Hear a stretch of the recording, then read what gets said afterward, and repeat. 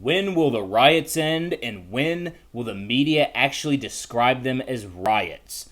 From Politico here. Facing a bleak November, Republicans look to stoke BLM backlash. The battle to define the movement comes as the president and fellow GOP candidates try to win back suburban voters. I don't think Republicans need to do much to stoke a BLM backlash. All people need to do is find videos of what BLM is doing. And I'm pretty sure Americans are capable of that backlash themselves. When they see all the storefronts busted out, the people rioting and looting these stores and coming out with carts full of stolen goods, them going to people's homes and assaulting people, throwing paint in old ladies' faces. We don't need to stoke BLM backlash. BLM is causing that themselves.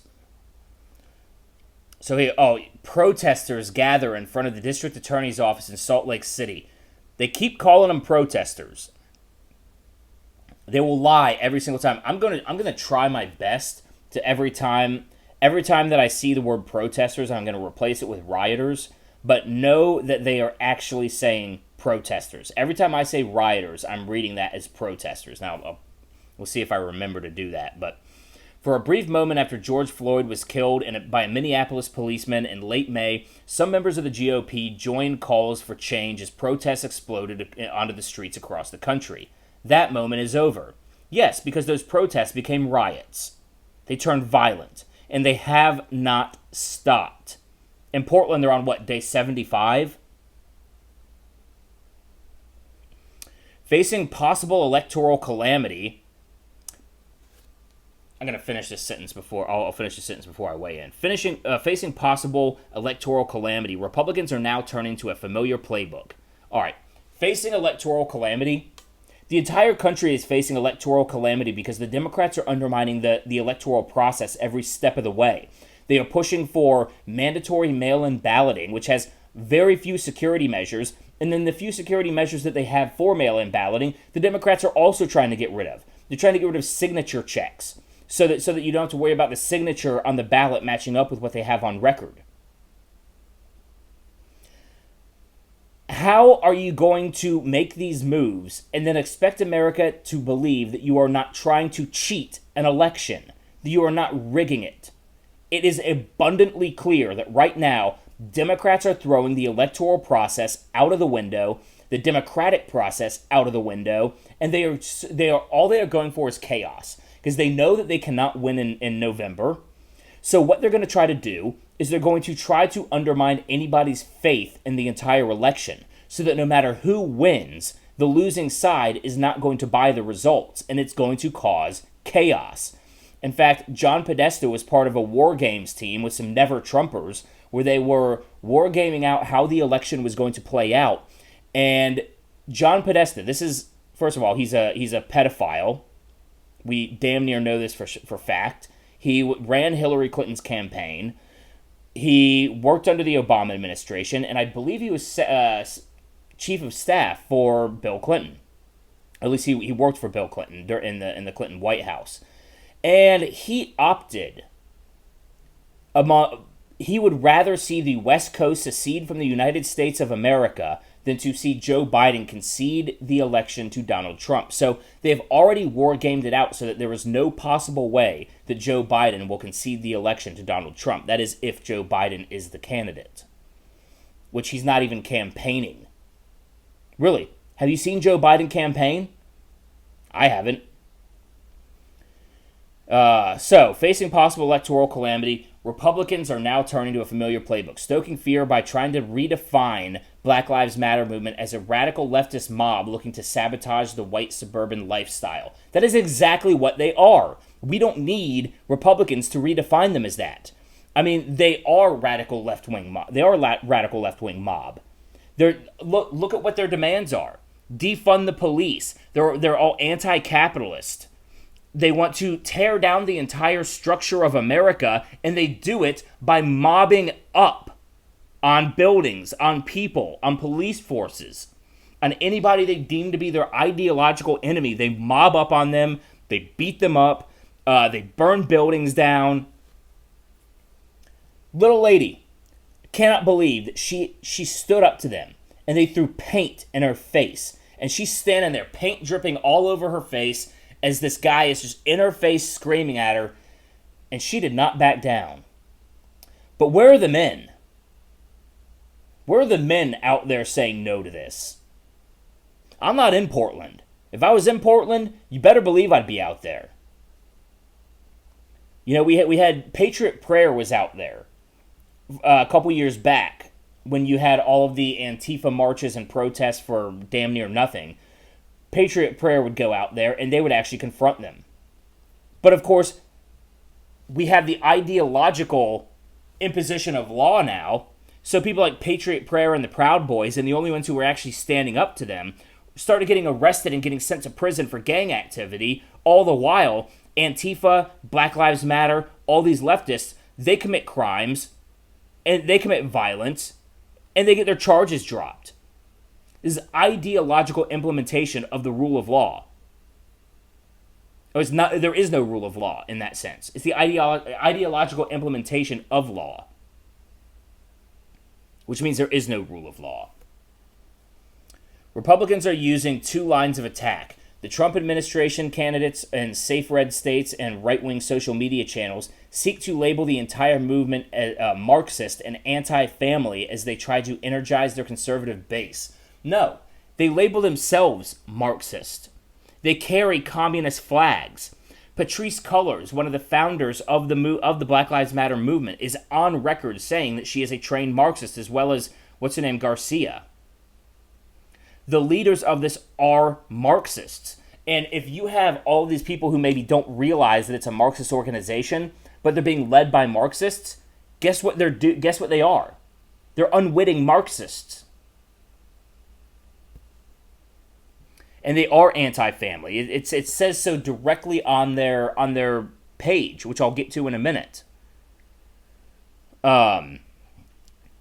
Republicans running in swing districts and states, meanwhile, are tying their Democratic opponents and activists to activist demands to defund police departments while avoiding explicitly mentioning Black Lives Matter. They are trying to defund police departments, and they're going along with it. In fact, Seattle has now said that they are going to abolish their police department and replace it with some community-based, gender-affirming, anti-racist praxis or some gobbledygook bullshit like that means absolutely nothing. These people don't understand the world. They don't understand why we need police officers. They think every situation can be de-escalated with a kind word and a hug.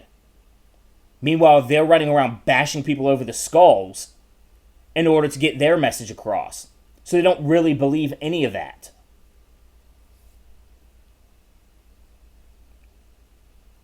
All right. Instead, Republicans running in competitive general election races have focused on more abstract targets like left-wing radicals and liberal mob. Yeah, they all fit. There's all those shoes fit these people.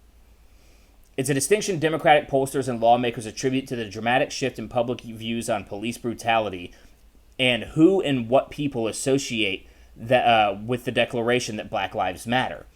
And that's the thing.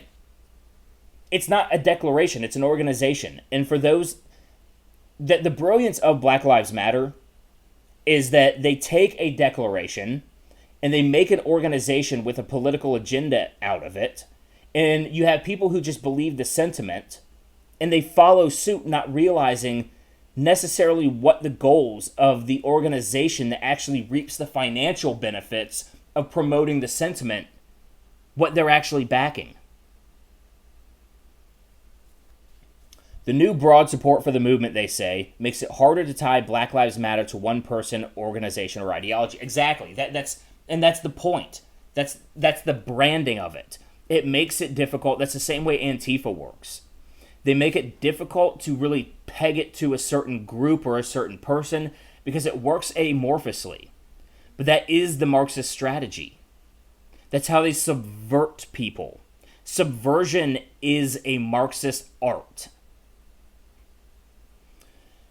People putting Black Lives Matter signs on their lawn, it's not an endorsement of a particular organization so much as a value statement uniting a lot of people from many backgrounds. Unfortunately, it is an endorsement of a political organization. Like I said, a lot of people just don't realize that. They think they're pushing a sentiment. But who gets the financial benefit of it? When somebody says, oh yeah, I want to donate to this cause, where does that money go to? It doesn't go to the amorphous sentiment, it goes to the Marxist organization. There is actual materialism tied behind this. And they hide behind the sentiment as an organization, as an ideology. They hide behind the sentiment so that you cannot easily tie it to one person, organization, or the ideology. It's subterfuge. People putting Black Lives Matter, okay, it's not an endorsement of a particular organization. Many backgrounds says Democratic Rep Tom Malinowski, whose predominantly white New Jersey district was held by Republicans for decades before he won in 2018. Doubt he's going to stay there. That hasn't deterred Republicans, who have increased their criticism of the movement over the past month. On the same day President Donald Trump tweeted that Black Lives Matter was a symbol of hate, his personal attorney, Rudy Giuliani, declared the group of reporters at the White House that Black Lives Matter is a Marxist organization. Black Lives Matter has been planning to destroy the police for 3 years. This is all true. This is all stated. Politico is running cover just like the rest of the mainstream media is. They have been given the media is working as a public relations firm for Marxist agitators.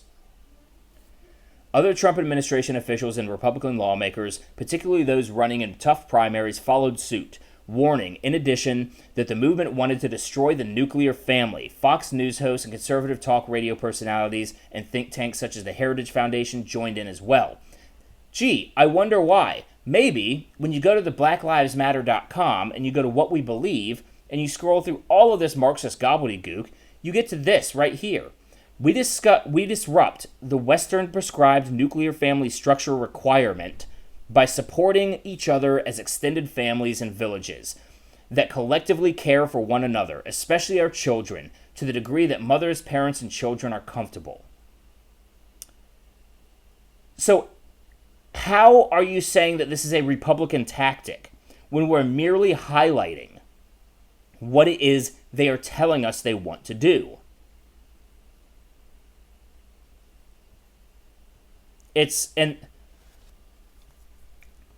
They want to raise the children as villages because they know that villages can mass indoctrinate a whole generation of people. If you just have parents, you might have a few parents that teach their kids these values, but most of the parents are going to teach them normal Western Christian values. Well, in order to make sure that doesn't happen, what you need to do is get that one parent to be the tribal leader that raises the whole village, and now they're all Marxist leaders, or they're all Marxist children. All right, back to Politico here. Prager University's Black Lives Matter is a Marxist movement video released this month, has over 1 million views on YouTube, and is one of several popular videos it has produced on the topic. So far, the GOP attempts to discredit the movement have yet to stick. I think they're actually sticking. I think they don't realize how much they are sticking and how much this is resonating. This goes back to the silent majority. The majority of this country cannot stand this stuff, and they want a return to normalcy. They want an end to the barrage of this deep state, Democrat, absolute just bombardment of public life. I mean, in 2020, life has been nothing like what we know it. And they're trying to tell us that this is the new normal. No, we won't accept this. All we're doing is biding our time until November before we decide what we really need to do, if anything. And trust me, if we decide we have to do something, these leftists are in for a very, very shocking awakening. A very rude awakening. In fact, it'll be the opposite of an awakening. It'll be a never awakening again.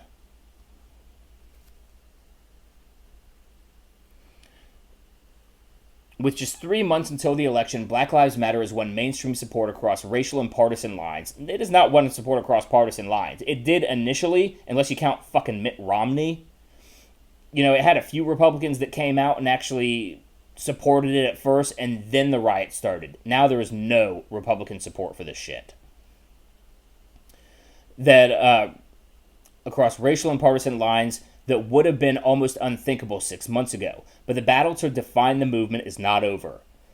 As Trump bets he can turn the suburbs, lost to Republicans in 2018, in his favor by attempting to cast a movement for racial equality as a threat to white voters. This is not a movement about racial equality. Again, that is a gaslight, that is the sentiment. But there's nothing about this Black Lives Matter riots that are about racial equality. They're just looking to burn it all down. They're looking to tear down the system, defund the police, replace it with their own, like what Seattle is doing, which they're going to just implement.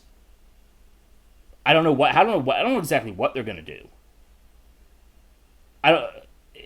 Whether they're going to really be charging crimes against people who are not ideologically aligned to them. Seattle, the city government, is running employee struggle sessions for white city workers. All city workers are required to take this program, these classes, where they have to, and it's only for white students, by the way, so it's racially segregated. Good job. You guys are looking more and more like the KKK every day. So these all white city employees in Seattle have to take these courses, and they have to confront their own racism within, and then they cannot complete their training until they have admitted how they themselves have negatively affected a person of color recently. This is a Chinese struggle session. If you don't know what a struggle session is, it's when they did it after the Chinese Revolution. Mao, it usually happened in places of work, just like they're doing in Seattle, where people would be humiliated, tortured, and then likely executed, but not without first admitting to their crimes or their class crimes. But in this term, they've just, because it's cultural Marxism, they've replaced classism with race. But the battle to define the movement is not yet over. Okay. We recognize that this is not simply an issue fight. This isn't simply a narrative fight. What we think we're experiencing is a social and cultural and political realignment. No, that's what you guys are attempting. That's not what you're experiencing. That's what you're attempting. You're attempting a cultural and political realignment in towards Marxism. Said Maurice Mitchell, National Director of the Working Families Party and the leader for the Movement for Black Lives Coalition. In my first Black Lives Matter Revved Up episode, I actually read from their website, and they said that they are anti-capitalist. They are Marxist too. So these people are not experiencing a cultural and political realignment. They are engendering one. They are agitating one. We continue to give that backlash the adequate concern and respect. We continue to give that backlash the adequate concern and respect one would give any dangerous opponent, even one that is clearly on the wrong side of history. If you're the one with a death toll over 30, if you're the one burning small businesses down, destroying people's lives, going to their homes, and breaking in, causing havoc, assaulting people, you are on the wrong side of history. You're the baddie. Though Black Lives Matter is a decentralized ecosystem that encompasses more than 150 organizations, Trump's allies are trying to wed the entire movement to the personal beliefs of a pair of self-described Marxists who formed the Black Lives Matter global network in 2013, in the aftermath of the killing of Trayvon Martin. That's because they are the face of it. They're the front runners. They're the headliners. Many other supporters and leaders organizing under the Black Lives Matter banner, which is now considered to be the largest racial justice movement in the history of the country, don't identify with Marxism. They don't have to identify with Marxism if they are marching behind Marxists. They are doing the bidding of Marxism. They are further progressing Marxism, whether they are a Marxist or not. Trump endorsed Tennessee Senate candidate Bill Hagerty told Politico that Black Lives Matter wants to see the destruction of the nuclear family. We've already seen that. Speaking to a TV pundit with ties to white supremacy. Speaking to a TV pundit with ties to white supremacy. Notice how they don't identify who that is. They just leave it open-ended. A TV pundit with ties to white supremacy. They don't tell us who she was speaking to, what those ties are, because they are lying to us. I guarantee you that Republican Senator Kelly Loeffler was not talking to a TV pundit with ties to white supremacy, because if she was, they would name who it was so that people could actually look it up and do the research. But they know they are gaslighting. What they're probably just talking about a conservative who, some left-wing blog who calls everything that isn't Marxist white supremacist. They're probably taking that reference, or they're taking the Southern Poverty Law Center who calls anybody to the right of Leon Trotsky a white supremacist. They're probably using those as references, and they're not naming them because they know that if they did, we'd be like, oh, damn, I didn't know that person was white supremacist. Let me look that up. And then they realize it's all BS and that they're being lied to. Because we are being lied to. So Republican Senator Kelly Loeffler recently attacked WNBA players for promoting the Black Lives Matter message and repeatedly used the Marxist tag. They didn't just promote the Black Lives Matter message. They walked off the court. They walked out of the stadium. Walked off the court. Now, I mean, granted, the WNBA hasn't had to do much to adjust to playing in empty stadiums. That's just par for the course with the WNBA. Yet they probably think they should get paid like NBA players, like Megan Rapinoe and all the female soccer team for the U.S. wanting to get paid the same as the men. Bitch, you don't bring in the money. Conservative critiques are based on the fact that two co-founders of Black Lives Matter Globalist Network, Patrisse Cullors and Alicia Garza, are self-declared Marxists. A description Cullors used in a 2015 interview. I thought the interview was newer than 2015. Republicans have also criticized language on the network's website, which says one of its missions is to disrupt the Western prescribed nuclear family structure requirement. That's what I read a minute ago. Yes. There you go. They're trying to show you the proof of the arguments against it and then tell you that that's not proof. This is 2 + 2 = 5, which I don't know if you've been paying attention, but the left now believes, straight out of Orwell, 2 + 2 can equal 5, if they say so. Garza and Cullors first made the Black Lives Matter hashtag go viral after the acquittal of Martin's killer. The group also owns blacklivesmatter.com and has been an advocate of defunding the police. Yes, I'm trained in different economic philosophies, Cullors said in a statement through a spokesperson, but added, I refuse to be reduced to a single clip from an interview that was manipulated for white supremacists and right-wing fear-mongering. Oh my... What's white supremacist about calling her a Marxist? I don't know if you know this, Patrisse Cullors, but Marxism was founded by a man named Karl Marx, who is white, and was first implemented, I guess, on a large scale by Russia, the Soviet Union, which is white, and it was then implemented by East Germany, which is also white. This is insane. This is insane to think that calling them Marxist is a white supremacist movement when she's sitting there saying that she's a Marxist. Now she's saying, I'm trained in different economic philosophies. But I think what she's saying, I don't think she's saying that she's trained in multiple philosophies. I think she's saying she's trained in different, non-capitalist, different from capitalist, different from America. I think she's using some weasel words there. Especially, she said it through a spokesperson, so you know that's a crafted statement. I refuse to be reduced to a single clip from an interview. Yeah, well, you know what? You are, because you defined yourself. You defined yourself. So you're not being reduced, but we're not letting that go either. Because you let your mask slip. And we saw the gnashing commie canines back there. Melina Abdullah, a Pan-African Studies professor at California State University, Los Angeles, and head of BLM's LA chapter, wrote the passage on the nuclear family that is featured on the BLMGN website. Abdullah explained that this is an affirmation of the African principle that it takes a village to raise a child. It's invoking the idea that all of us are responsible for our collective children.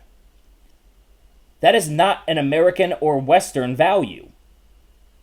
We don't believe in collective children. We believe in the nuclear family unit. And if you don't like that, go the fuck back to Africa and raise your children in a village. But we do not want you to be the village that raises our children in our culture, in our society. This is America. If you want to come to America, it doesn't matter who you are. It doesn't matter what country you come from. It doesn't matter what race you are. It doesn't matter anything. But you have to subscribe to our culture, to our value system. We do have a value system here, and we are not going to just give it away to you because you browbeat us over being white. You're the racist one there. Not us. Anybody in the world is more than welcome to subscribe to Western values, Western philosophy, Western tradition. We welcome you with open arms. It is a sign that the Marxism tag... Where were we? Oh, okay, here we go. Republican efforts to assail the statement actually has opened up an important conversation within the black community, Abdullah said. It hasn't had the backlash that I think they wanted it to have. I think it's had a much more of a backlash than they realize. I think it has. I've seen a lot of... Hell, I was riding my motorcycle at 2 o'clock in the morning here in Hollywood, coming back from a friend's place down in Playa del Rey last week, and this black guy pulls up to me, and he's got a big Trump 2020 magnet on the side of his car. He's got his MAGA hat on, and I got 2 American flags flying from my motorcycle. So we just looked at each other. We gave each other a thumbs up. It was cool. Real cool. Good to see. So I think that they are not really grabbing the black community the way that they think they are with this Marxist messaging. You know, it's said that in order to win the black vote, you have to go through the church. You have to go through the black churches. Those people are not about this. By and large, black people tend to be much more conservative than I think even they realize. You know, they tend to vote Democrat because that's just what's been done at a 90% clip for so long. I don't know what's with the groupthink there. I think that's starting to break, which is good. The Hodge twins, who I met them several months back. They just did a video about Joe Biden's claim that about diversity with blacks and Latinos, and they actually agreed with it because they said 90% vote Democrat. That's not a whole lot of political diversity, and they were saying just politically, of course, but they said that's the one thing Biden said that we agree with. But of course they don't fall into that, but they understand the point that he was making, and it is a point. And I think they're starting to realize with all of this Marxist stuff that maybe this party isn't for us anymore. I remember back in California when they tried to pass Prop 8, the gay marriage before it was done federally, it failed largely because of the black community. And it put all the Democrats in an odd position because they didn't want to have to criticize the black community for voting against gay marriage. So I think they're a little overconfident in their assessment here. Let's see. In a sign that the Marxist tab might already be falling flat, no, it's not. Giuliani took his attacks a step further Thursday, falsely accusing BLM activists of being terrorists. That is not falsely accusing them, and they're not activists. They are terrorists, at least rioters. I mean, what do you call people who, for political means, go and burn down police departments? that kill people, that burn down buildings. I'm pretty sure that's a terrorist. In any other place of the world, for any other motivation, that is a terrorist. So explain, Politico, how Giuliani is falsely accusing them. But they don't. They don't. They just lay the claim that it's a false accusation, and they never have to back it up. Because they expect you to just swallow it. No. Some Republican strategists believe that the combination of early summer riots... What early summer riots? They've been all summer riots. These riots have not stopped. They've been going on since the beginning of summer. They're still going on today. Chicago just had a round of riots last night. Portland's on day damn 75.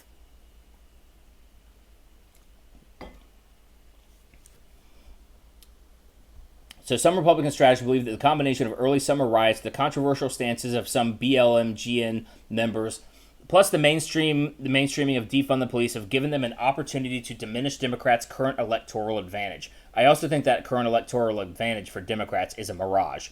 Democrats and BLM organizers point to the polls, which also... I'll point you to the polls in 2016. Describing the GOP strategy as nakedly racist last gasp and won't gain traction outside the right-wing echo chamber.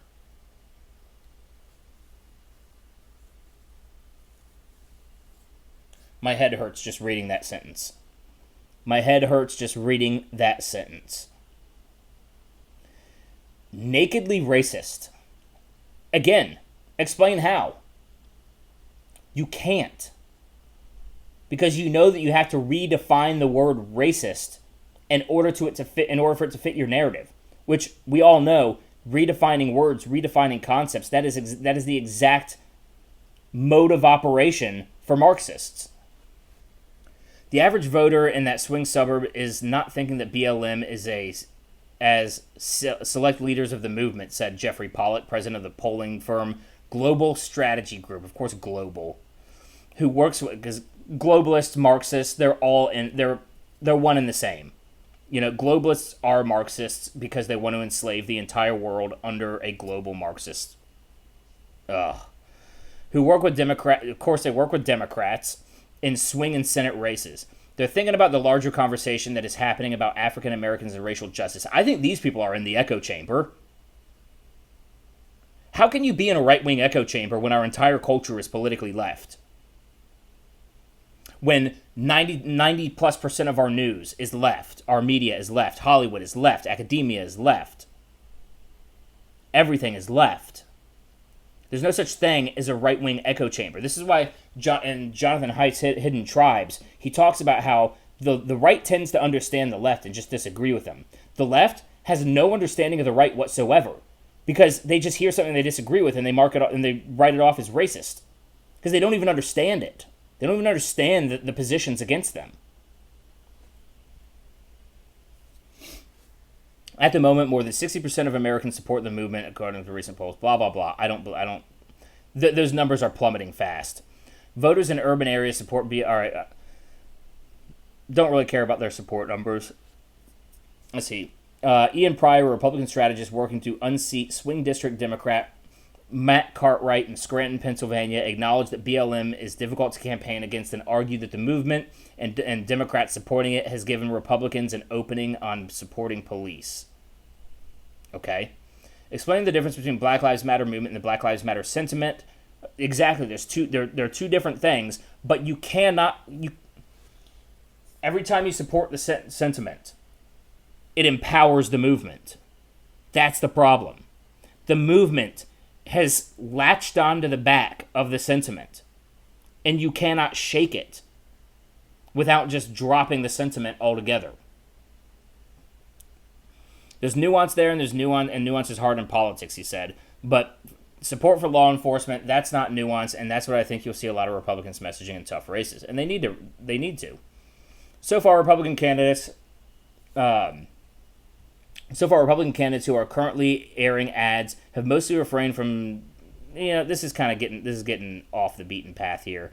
But as primaries pass, dragged out across the pandemic, and general election races ramp up, Democrats in vulnerable seats are bracing for Republicans to step up their attacks. And they will step up their attacks. I actually stood up in front of 1,500 people at a Black Lives Matter rally and said explicitly that I disagree with the defund the police slogan, Malinowski said. And he was probably booed off stage, too. And it will not stop them from accusing me of defunding the police because that's just the Republican talking point everywhere this year. Well, if you back... You can sit there and say, I don't agree with defunding the police, but if you back a massive organization that is all about defunding the police... How do you blame us for receiving mixed signals? Though notably, Malinowski's Republican opponent, Senator Thomas Keene Jr., attended a BLM rally this summer. And he probably should not be elected. Presumptive Democratic presidential nominee Joe Biden has walked a similar tightrope, embracing protesters, that's rioters, urgent condemnations of racial injustice without backing some of the proposed solutions, such as calls to defund the police. Joe Biden actually did support calls to defund the police. He talked about moving those funds outside of the police. Joe Biden has talked about defunding the police. He hasn't talked about abolishing the police, but he has talked about defunding them under the strictures that they themselves set for what it means to defund the police. Joe Biden has agreed with them. Asked for comment about the co-founders of BLM-GM, Biden's campaign pointed to past statements on the campaign trail when he said, I ain't a socialist. No, he's not a socialist, but he's going to get run the hell over by socialists. Anyways, guys, that's the article. This was some serious BS here. Anyways, guys, go ahead and hit the like button. Subscribe to the channel if you haven't already. Share this video. Let me know what you think. Drop a comment. Also, follow me on Facebook, Twitter, Instagram, and Parler at Thorburn. And if you're interested in donating to the channel, I have links to my Subscribe Star, Patreon, and PayPal listed below in the description. Thank you guys very much, and I hope you all have a wonderful day.